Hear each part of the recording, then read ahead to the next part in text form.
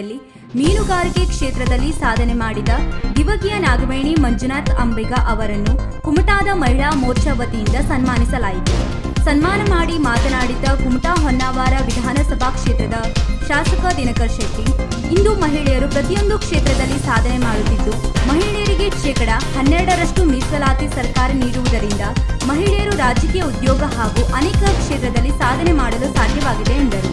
ಕಾರ್ಯಕ್ರಮದಲ್ಲಿ ಬಿಜೆಪಿ ಮುಖಂಡ MG Bhat, Hemant Gaonkar, GS ಗುಣಗಾ, ಪುರಸಭೆಯ ಮಾಜಿ ಅಧ್ಯಕ್ಷೆ ಮೋಹಿನಿ ಗೌಡ, ಪುರಸಭೆಯ ಅಧ್ಯಕ್ಷೆ ಸುಮತಿ ಭಟ್, ಶಿವಾನಂದ ಹೆಗಡೆ, ಜಿಲ್ಲಾ ಮಹಿಳಾ ಮೋರ್ಚಾದ ಅನುರಾಧ ಭಟ್, ಜೈಶೀಟ್ ಮುಂತಾದವರು ಉಪಸ್ಥಿತರಿದ್ದರು. ಅದರಲ್ಲೂ ತೀರಾ ಹಿಂದುಳಿದಂಥ ಮೀನುಗಾರರ ಸಮಾಜದಿಂದ, ಅಂಬಿಗ ಸಮಾಜದಿಂದ ಒಬ್ಬ ಧೈರ್ಯ ಬರುತ್ತೆ. ತನ್ನ ಮಕ್ಕಳನ್ನು ಮುಂದಿನ ದಿವಸದಲ್ಲಿ ತಾನು ಯಾವುದೇ ಸಮಸ್ಯೆ ಇಲ್ಲದೆ, ಹಣಕಾಸಿನ ಸಮಸ್ಯೆ ಇಲ್ಲದೆ ಅವರ ವಿದ್ಯಾಭ್ಯಾಸವನ್ನು ಮುಂದುವರಿಸ್ತೇನೆ ಅನ್ನುವಂಥದ್ದು. ಬಹುಶಃ ಅಂಬಿಗ ಸಮಾಜದಲ್ಲಿ ಸಾಕಷ್ಟು ವಿದ್ಯಾರ್ಥಿಗಳು ಇವತ್ತು ದೊಡ್ಡ ದೊಡ್ಡ ಪೋಸ್ಟ್ನಲ್ಲಿ ಹೋಗ್ತಾ ಇದ್ದಾರೆ. ಅದಕ್ಕೆ ಮೂಲ ಕಾರಣ ಅಂತ ಹೇಳಿದ್ರೆ ನಮ್ಮ ಹೈಸ್ಕೂಲ್ ಅಂತ ನಾನು ಭಾಳ ಹೆಮ್ಮೆಯಿಂದ ಹೇಳ್ಕೊಳ್ಳಿಕ್ಕೆ ಬಯಸ್ತಾ ಇದ್ದೀನಿ. ಡಿಎಂಗಿಯಲ್ಲಿ ಹೈಸ್ಕೂಲ್ ಪ್ರಾರಂಭ ಮಾಡಿದ್ದು ಬಹುಶಃ ಹೇಮಂತ್ ಕುಮಾರ್ ನಮ್ಮ ಹಳೆಯ ಶಾಲೆಯ ವಿದ್ಯಾರ್ಥಿನಿಯರು. ಶಾಲೆಗೆ ಯಾವುದೇ ಸರ್ಕಾರದ ಸವಲತ್ತು ಇಲ್ಲದೇ ಇದ್ದಂಥ ಸಂದರ್ಭದಲ್ಲಿ ನಾವು ಅಲ್ಲಿ ಒಳ್ಳೆಯ ಶಿಕ್ಷಣವನ್ನು ನೀಡಿದ್ರಿಂದ ಇವತ್ತಲ್ಲಿ ಬಹಳ ಖುಷಿ ಆಯಿತು. ಯಾಕಂದರೆ ಅಂಬಿಗ ಸಮಾಜದಿಂದ ಒಂದು ಮಹಿಳೆ ಬಂದು ಎಲ್ಲರೆದುರಿಗೆ ನಿಂತು ತಾನು ತನ್ನ ಮಕ್ಕಳ ವಿದ್ಯಾಭ್ಯಾಸದ ಬಗ್ಗೆ, ಈಗಾಗಲೇ MBA ಮಾಡ್ತಾ ಇದ್ದಾಳೆ ಒಬ್ಬಳು, ಇನ್ನೊಬ್ಬಳು BCA ಮಾಡ್ತಾ ಇದ್ದಾಳೆ. ಮಗನಿಗೂ ತನ್ನ ಮುಂದೆ ಒಳ್ಳೆಯ ವಿದ್ಯಾಭ್ಯಾಸವನ್ನು ಮಾಡ್ತಾ ಅನ್ನುವಂಥದ್ದು. ಇಂಥವರನ್ನು ಆಯ್ಕೆ ಮಾಡೋದು ಭಾಳ ಮುಖ್ಯವಾಗಿರ್ತದೆ. ಅಂಥವರನ್ನು ಆಯ್ಕೆ ಮಾಡಿದ ನಮ್ಮ ಜಯ ಶೆಟ್ರು, ನಾನು ತಿಳಿದಿದ್ದೆ ಜಯ ಶೆಟ್ರು ಇಷ್ಟು ಬುದ್ಧಿವಂತಿದ್ದಾರೆ ಅಂತ ತಿಳಿಲಿಲ್ಲ ಇದೆ. ಆದರೆ ಇವತ್ತು ತೊಡೆದವ್ರಿಗೆ ನೀವು ಆಗ ತಿಳ್ಕೊಳ್ಳಿಕ್ಕೆ ಸಾಧ್ಯ ಇಲ್ಲ. ಏನಾಗಲಿ ನಿಮ್ಮೊಂದು ಹ್ಯಾಟ್ಸಪ್ ಅಂತ ಹೇಳಲೇಬೇಕು. ಭಾಳ ಒಳ್ಳೆಯವರನ್ನು ನೀವು ಆಯ್ಕೆ ಮಾಡಿದ್ರಿ ಅನ್ನೋದನ್ನು. ಇವತ್ತು ಮಹಿಳೆಯರ ಬಗ್ಗೆ ಈಗಾಗಲೇ ನಮ್ಮ MG ಭಟ್ರು ಹೇಳಿದರು ಮತ್ತು ಶಿವಾನಂದ ಹೆಗ್ಡೆಯವರು ಹೇಳಿದರು.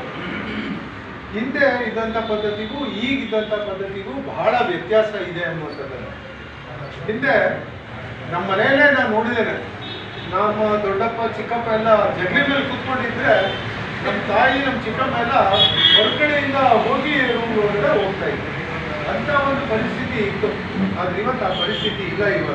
ಇವತ್ತು ಸರಿಸಮಾನರು, ಮಹಿಳೆಯರು ಸಹ ಸರಿಸಮಾನರು ಅನ್ನುವಂಥ ಭಾವನೆ ಬಂದಿದೆ.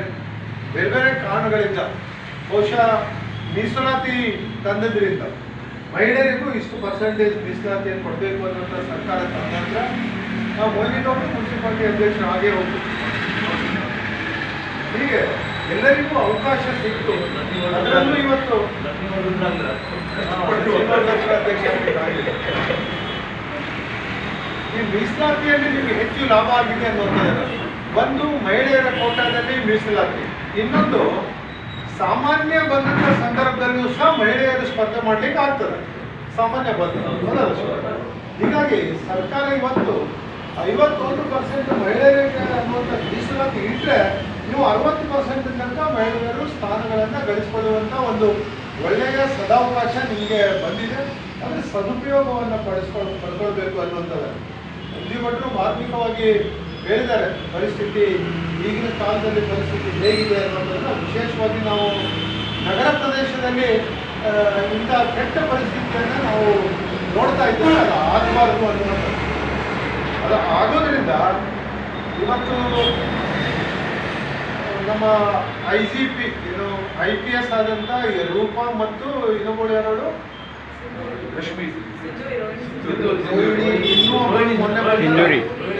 ರೋಹಿಣಿ ಸಂಜೂರಿ 3ರಿಂದ 4 ಮಂದಿ IPS ಎಲ್ಲ ಮಹಿಳೆಯರಾಗಿದೆ. ಇಂಥ ಸಂದರ್ಭದಲ್ಲಿ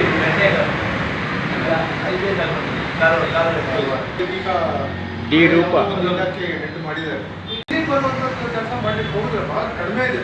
ಇವತ್ತು ನಿಮ್ಮ ಹೆಣ್ಮಕ್ಳಿಗೆ ಅವಕಾಶವನ್ನು ಸದುಪಯೋಗ ಪಡಿಸ್ಕೊಡ್ಬೇಕು ಅನ್ನುವಂಥದ್ದನ್ನು ಇವತ್ತು ಸಂದರ್ಭದಲ್ಲಿ ನಾನು ಹೇಳ್ತಾ ಮತ್ತೊಮ್ಮೆ ಮಹಿಳೆ ನಮ್ಮ ವೀಕ್ಷಕ ಮಹಾಪ್ರಭುಗಳೇ, ನಮ್ಮ ಚಾನಲ್ ಅನ್ನು ಸಬ್ಸ್ಕ್ರೈಬ್ ಮಾಡಿ, ಶೇರ್ ಮಾಡಿ, ಪ್ರೋತ್ಸಾಹಿಸಿ.